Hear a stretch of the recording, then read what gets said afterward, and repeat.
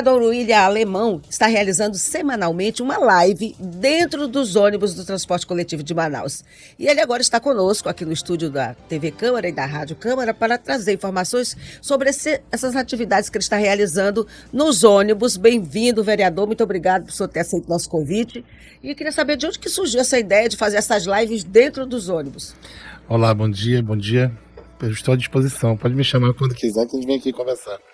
A ideia nasceu justamente da quantidade de pessoas que passavam reclamações dentro das redes sociais, dizendo que o ônibus atrasava muito, que o ônibus estava muito velho, que o ônibus não parava. E a gente resolveu fiscalizar em loco todas essas situações. E o que o senhor constatou? Procede as denúncias? Mais do que procede. A gente chegou a andar em ônibus que a caixa de roda dele a gente conseguia enxergar de dentro do ônibus o pneu rodando lá de fora. Ainda demos sorte de não pegar uma chuva, que se tivesse chovido ia chover mais dentro do que fora. E qual o impacto é a percepção do usuário de ver, né, que o parlamentar está lá para ir constatar aquelas reclamações, os problemas que eles já identificam? Muitos nem acreditam, né? Muitos param. Não, mas você está fazendo o que aqui? Eu falei assim, não, vim dar uma olhada, porque como é que eu vou fiscalizar se eu não sei exatamente como é que está a situação da empresa? E você é vereador mesmo? Eu sou. E nessa história a gente já fiscalizou três rotas. No primeiro dia foi 4 rotas, na outra sexta uma rota inteira, e agora na última sexta fomos a mesma rota ida e volta com empresas diferentes, atravessando a zona norte e leste. Quais foram as principais demandas que o senhor destacaria aqui pra gente? A gente sabe que são vários os problemas relacionados ao transporte público, mas quais foram ali as principais denúncias que inclusive o senhor já recebeu, né? Sim. Principais e mais perigosas é a manutenção dos ônibus, né, que se torna mais perigosa, porque qualquer momento pode ter um acidente, são ônibus que rodam muito. A demora, justamente alguns desses, por o ônibus estar muito velho, com manutenção mal feita, vamos separar um pouco a idade da manutenção, porque nessa sexta-feira, por exemplo, eu peguei um ônibus de 9 anos e um de 10 anos de idade. O de 10 anos de idade parecia que tinha 50 e o de 9 parecia que tinha uns 5. Na empresa diferente, com manutenção diferente. Então a maior preocupação e o que maior reclamação é a demora e a manutenção dos ônibus, portas que não fecham. De todos os ônibus que eu peguei, até o momento foram 10 ônibus, somente 2 estavam funcionando a rampa para cadeirante, né, a rampa para pessoa com deficiência. Portas que não fecham, muito barulho. Eu peguei um ônibus da rota 355, que vai da Zona Norte até o Ceasa, e o ônibus, quando passava de 50 por hora, na hora que ele entrou no distrito, que ficou meio vazio, parecia que ele se desmontar todo, porque além de dentro não consegue nem conversar na hora que freia, porque as lonas de freio misturado com... É um negócio bem intenso que toda a população passa todo santo dia, e o meu papel é de fiscalizar, e eu tenho passado diretamente tanto para o IMU e para o prefeito para ver qual é o posicionamento. Era exatamente a minha pergunta que eu ia fazer. De posse dessas informações, dessas constatações que o senhor fez, que tipo de providências o senhor vai tomar? Vai preparar um relatório para entregar para os órgãos? Ou você está fazendo isso e depois vai voltar para ver se foi corrigido? Na verdade, alguns pontos aí eu já vou agradecer até o IMU, né, porque eu já tenho recebido da mesma pessoa que falou assim, não, William, eu pego esse ônibus há 10 anos, há tantos anos, e nunca teve um ônibus novo. E agora, depois que começou a fiscalizar, eu entrei no ônibus novo. Né? Então já é gratificante. Já está dando isso. resultado, né? Já dá resultado. Mas eu já passei um primeiro relatório de uma das empresas que teve 130 ônibus que, segundo o relatório da própria IMU, não poderiam estar rodando e estão, né? Que não passou em nenhum teste, não passou em nada, falta de manutenção, vidro quebrado, pneu careca, falta de equipamento. Eu entrei num ônibus que só tinha um volante e eu nem sei se a seta de direção, né, o pisca-pisca estava funcionando, porque se precisasse saber a velocidade que o ônibus estava indo, não tinha como. Então, o painel não tinha mais nada, só tinha a chave e o volante.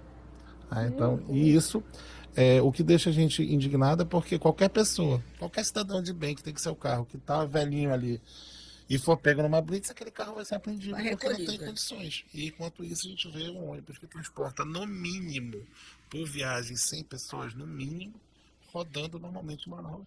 E a gente só fica sabendo do que acontece através dos jornais, da imprensa, quando um ônibus não consegue fazer uma curva porque quebrou barra de direção, não conseguiu parar porque o freio falhou, estourou o cilindro de ar, quando infelizmente a gente vê alguma coisa pior.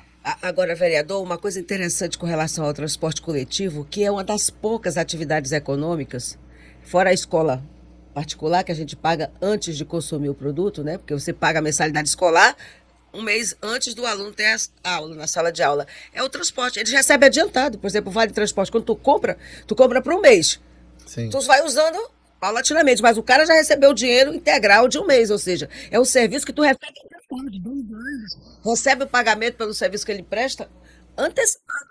Na verdade, as empresas de ônibus têm alguns subsídios maravilhosos. E ainda tem os subsídios, que eu nem falei deles. Né? Os subsídios maravilhosos. Alguns que, por exemplo, as empresas de ônibus elas recebem por quilômetro rodado.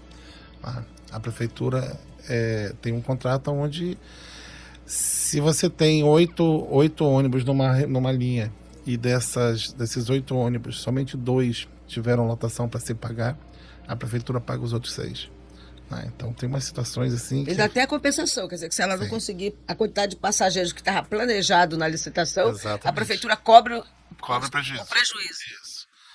Então, e aí, além de E a reclamação até então, que a gente tem escutado aí nos últimos tempos, por parte, né, dos empresários, é que justamente por conta dos aplicativos de transporte, reduziu o número de passageiros, né? Então, isso está sendo coberto, né? Segundo o que a gente...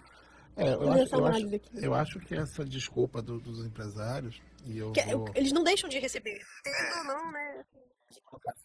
Parece aquela história de eu podia estar ganhando 30, estou ganhando 15, oferecendo um péssimo serviço e está ruim. Né? Porque o investimento é baixíssimo. A gente está vendo agora uma situação que não estava como vereador antes e outros vereadores tomaram a frente, mas que para mim é ridículo. Como é que um ônibus em Manaus, com a situação que nós temos hoje, vai rodar somente com motorista? Porque alguns ônibus novos já não tem mais cobrador. Só tem um detalhe que eu acho que quem previu isso se esqueceu totalmente do trabalho do motorista. Além de se preocupar com o nosso trânsito, que é uma delícia, né? Ele tem que se preocupar com o troco, com o dinheiro que vai ficar ali, e ainda quando chega um PCD, quando chega uma pessoa com deficiência, um cadeirante, ele tem que descer do ônibus e abrir a rampa. Né? E o ônibus está lá ligado, está funcionando. E aí tem um outro lado que é o trabalho do cobrador, que ajuda muito, que quem anda de ônibus sabe disso, que ele pega uma moedinha e fica na mão, que é quando a pessoa faz o sinal para descer e desce, ele está olhando aqui. Quando o último desce e dá uma batidinha no ferro, o ônibus continua. Porque o motorista não tem a visão de quem está descendo totalmente.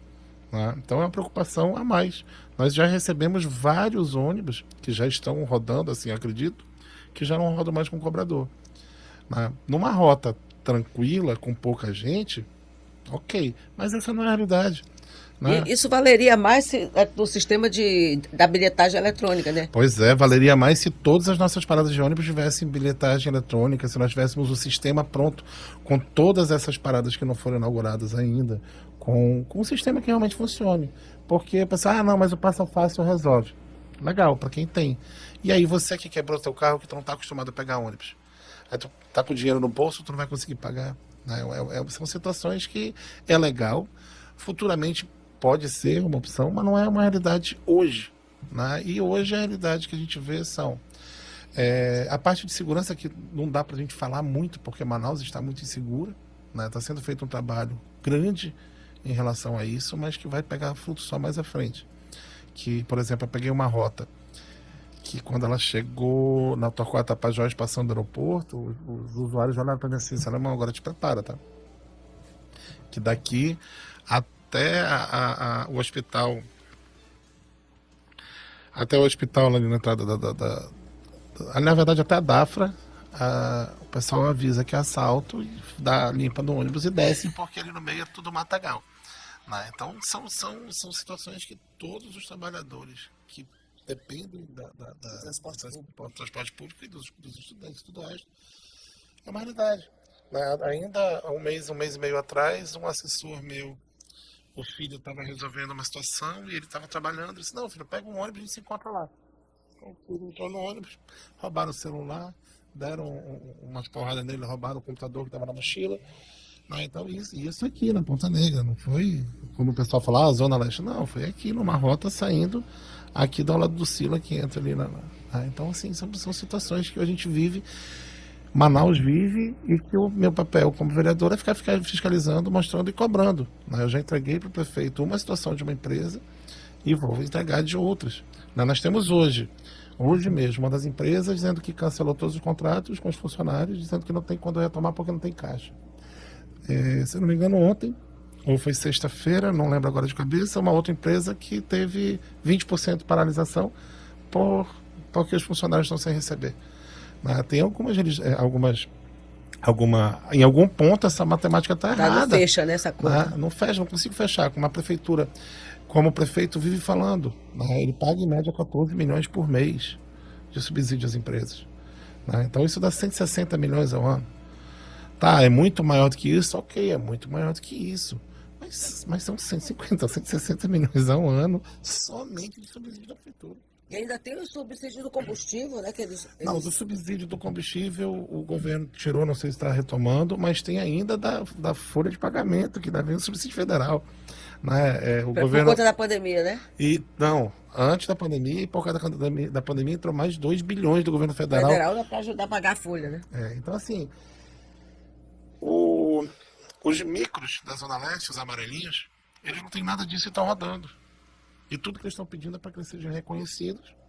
Regularizado porque o que acontece com eles? Eles não têm um contrato acima de 6 meses.